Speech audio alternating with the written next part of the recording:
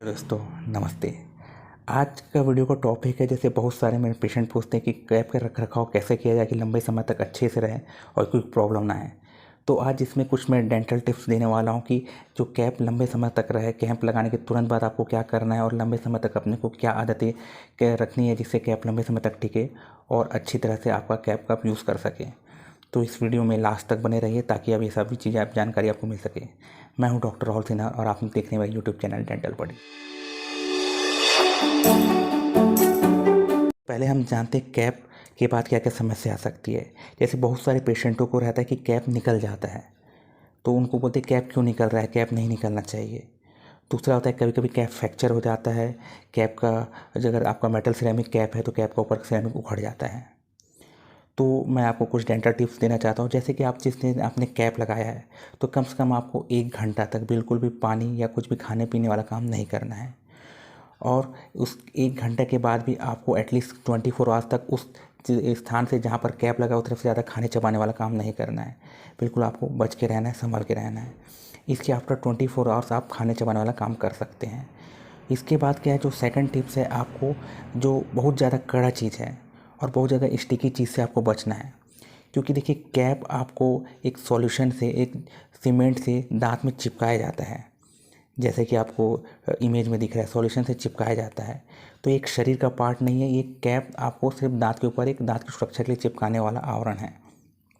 जैसे कि आप बहुत कड़ी चीज़ खाते हैं, जैसे कि कुछ खाने में कंकड़ आ गया या बहुत चीज़ खा रहे हैं तो उससे दांत, सामान्य दांत के नॉर्मल दांत भी फ्रैक्चर हो जाते हैं। तो कैप के लिए भी हमको सामान्य दांतों की तरह हमको ध्यान रखना ज़रूरी है कि बहुत ज़्यादा कड़ी चीज़, जैसे कि आपको गन्ना हो गया, सूखे चने रहते हैं, या नॉनवेज में जो बोनी पार्ट है उसको खाने में थोड़ा आपको सावधानी बरतनी पड़ेगी, क्योंकि कभी कभी इससे आपके स्वस्थ दांत भी फ्रैक्चर हो सकते हैं। तो फिर कैप भी क्यों फ्रैक्चर नहीं हो सकता। तो आपको इस चीज़ों को ध्यान देना बहुत ज़रूरी है।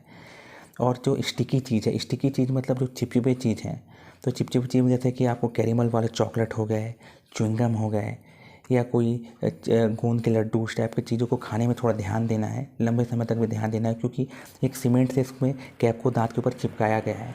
तो आपका जब कुछ चिपचिपा चीज़ खाते हैं तो वो अपोजिट वाले दांत की सतह में चिपक जाता है और कैप को लिफ्ट कर देता है, उठा देता है, जिससे आपका कैप निकल जाता है।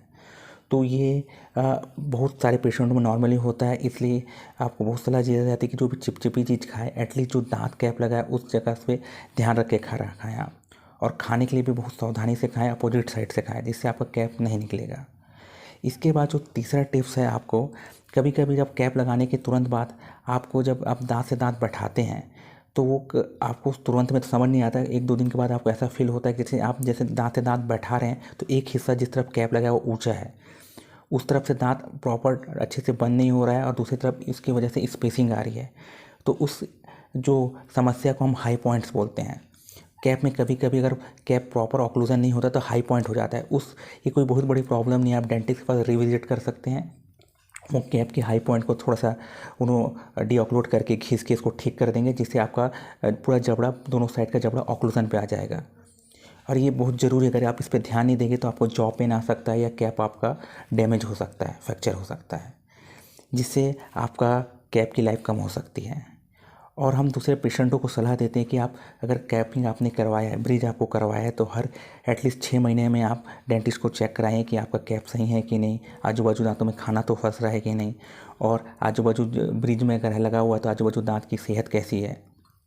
और इसके अलावा आप प्रॉपर ब्रशिंग करना है, दांतों की सफाई करना है, आपको कैप वाले लगे स्थान पे गम का मसाज करना है। गम का मसाज कैसे करना है, आप आफ्टर ब्रशिंग आप गम्स में फिंगर से, आप अगर कैप आपका नीचे लगा है तो गम्स को ऊपर की तरफ दबाते हुए मसाज करेंगे, और ऊपर कैप लगा हुआ है तो नीचे की तरफ दबाते हुए गम्स मसाज करेंगे। इससे गम्स प्रॉपर तरीके से दांत में बैठ जाता है और फूड लॉजमेंट होने का भी चांस रहता नहीं। तो ये सारे टिप्स अगर आप कर रहे हैं तो आपका कैप बहुत लंबे लाइफ तक चलेगा, लंबे समय तक चलेगा। लेकिन आपको जैसे कि पेशेंट पूछता है कि अगर हम कैप इतना खर्चा करके कैप लगाएं तो सब चीज़ क्यों ना खाएं। लेकिन आप ये मान के चलिए, अगर जो आपका स्वस्थ और नॉर्मल दांत अगर फ्रैक्चर हो सकता है या कुछ प्रॉब्लम आ सकता है तो ये तो फिर आर्टिफिशियल टीथ है। तो जो आपको टिप्स बताएं अगर उसको आप फॉलो करेंगे तो आपका कैप बहुत लंबे समय तक चलेगा और आपको कोई प्रॉब्लम नहीं आएगी। इसलिए आप, जैसे कि मैंने आपको बताया, चिपचिपा चीज़, बहुत ज़्यादा चिपचिप चीज़ और बहुत ज़्यादा कड़ा चीज़ को खाने से बचना है और प्रॉपर साफ़ सफाई मेंटेन करना है, तो आपको लंबे समय तक कैप रहेगा और बहुत अच्छे तरह से कैप चलेगा। तो ये बहुत सारे पेशेंट पूछते थे, इसलिए आज मैंने ये वीडियो बनाया है। तो आपको ये वीडियो कैसा लगा बताइए, और किसी चीज़ में जानकारी चाहते हैं तो आप कमेंट सेक्शन में लिख सकते हैं। इस वीडियो को लाइक कीजिए, सब्सक्राइब कीजिए, ताकि इस तरह मैं वीडियो बनाते रहूँ।